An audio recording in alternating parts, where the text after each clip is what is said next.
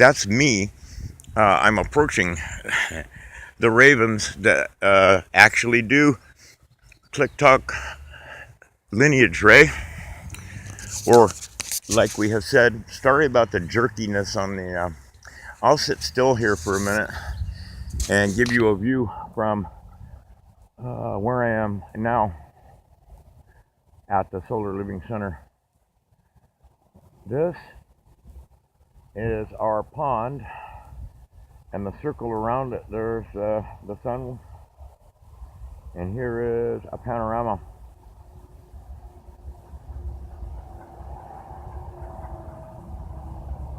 And I have initiated a conversation like we always do with four-legged, winged, crawling, you know, all the species. The raven has a family here, and I just began for the first time. I'll tell you the story when I get back of for a brief period of well, there are many stories to tell our tribe, our people, and the life keepers there.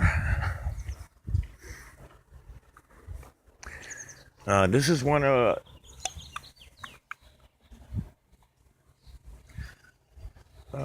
the trees that the mother raven of this family has adopted for their group, and they do very similar things. Instead of a white walnut, they are calling the this lovely Eden that took. It depends on who you talk to, how long it took. Some of us say this took 40 years. Others say they've been at it for 20. And some of us have been here from day one every now and then, and we must now make a stronger presence mutually and beneficially available. So there's the nest for this ring willow. And I am included now in the morning roll call of the mother ravens here. And they did make themselves known to me on the sunset of my first day here. So that's the record for the moment. And this is there's generational stories here. This is the north side of Real Goods. Yeah, if the sun's washing that off or not.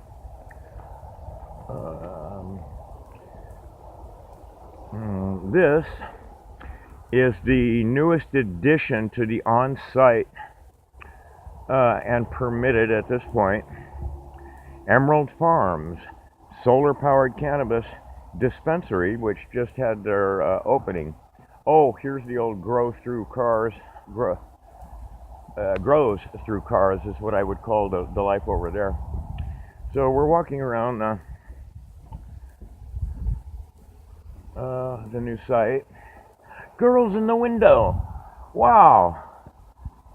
Now we had them out here, but they're in plots, and those are their girls in the window, and this is their front yard. It's absolutely beautiful. Hey. I don't know who did the plantings in the front, but I suspect it's our longtime gardeners and whatnot. So this is their area. They're open as indicated.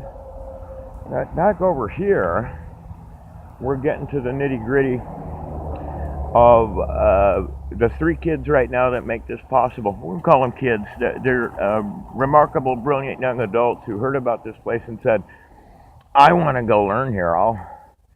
I'm not sure. I think it's. I'm not sure how they got here. If they paid their own way, or if it's a work trade, or it doesn't really matter. They got here, and we need.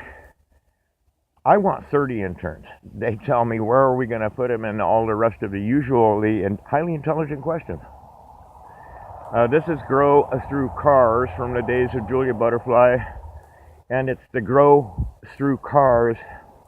Or grow through vehicles display. I want to stuff them with straw bales and oyster mushrooms and watch mushrooms come out of the car. Wouldn't that be fun? This is our western boundary, and that's 101 here in Ukiah. But we moved from in between Hopland and Yorkville, back and forth in a story that's a book in itself. I'm walking around now, continuing on our western perimeter on the dedicated space. Everything you see here was not here 20 years ago, except for some of the trees that some of us who have been coming and going through here for some of us 30 years, but most of us at least 38 years. A few of us 40 years. One of the people that is the heart and soul back here at Real Goods now is John Schaefer. And I hadn't spoken or seen John since Real Goods moved from where it was to where it is here. A little bit over 21 years ago. This is the beginning of the intern village where Caleb, Joshua, and forgive me, I don't have my working notes, are among the three, the current interns, and I have the pleasure and the privilege and the honor and the joy of trying not to be a nuisance in their lives while we evaluate our, I'm going to call them this, our programs. So here's our yurts, and we provide them. Everything you're seeing now is provided for the three people who went through a selection process and quote, the great board decided these were the ones this time. And what they're maintaining here was constructed quite a while back. But yeah, we have a way of looking at going from nothing to this, how long it took, who did the work, how they maintain themselves. Here is their garden for them, who are ever presently assisting us with their gracious presence. So as you can see, there are washing facilities, there are private residence and quarters at various points along the way.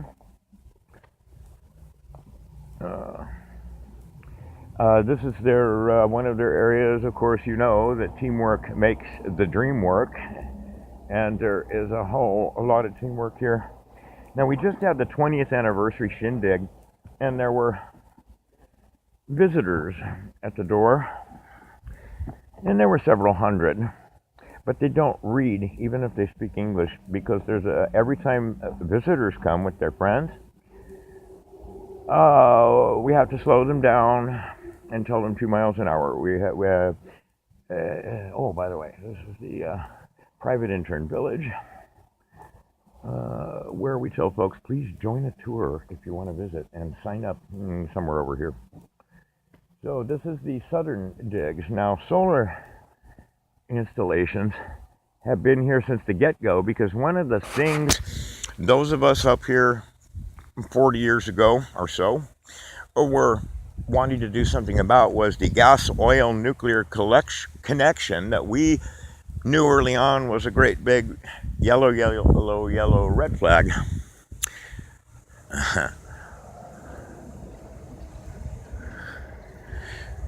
Laugh, says that tree. It fell over or something. You'd think that someone would have cut it out, but we didn't let them. And so living in the positive is one of the signs that hangs off the tree. This is the eastern side of Intern Village. And please respect our space. Home, this is a living demonstration of home sweet natural home. Natural building embraces sustainable designs and materials. Natural building often uses simple techniques and relies on human labor and creativity instead of technology. also known as wind, muscle, sun, and rain, the acceptable forms of power. Here is the developed site, and believe it or not, everything you see on this old depiction near certain things are here, and permanent features. This is an old map, but it might need to be illustratively updated. Anyway, using natural building materials, we are hoping to add hemp to the straw bale mixes. We are hoping to, well, fingers crossed. There's a lot of hurdles. Anyway, there's a little something over there that goes on. Oh, that was our volunteer coordinator booth. Now it's our Airbnb. Yes, I'll do a whole thing on that later, but the questionable lawns are being watered, and this is the edge of how it's properly done, bordering grass, which we really don't want here, and the edge of where we let them come with their cars so that we can maintain our organic certification on anything over there. Now, that's great, that's solar. Here's Hempcrete.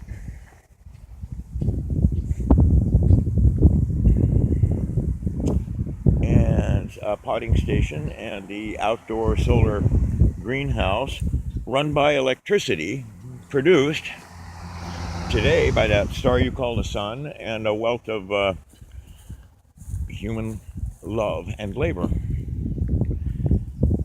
So for every installed technology you see that is working here to create the power, in this case electricity, to make things happen, the land sits on a 75-foot deep well, which was, and this is where audits begin, not just of financials, but of the current state and disposition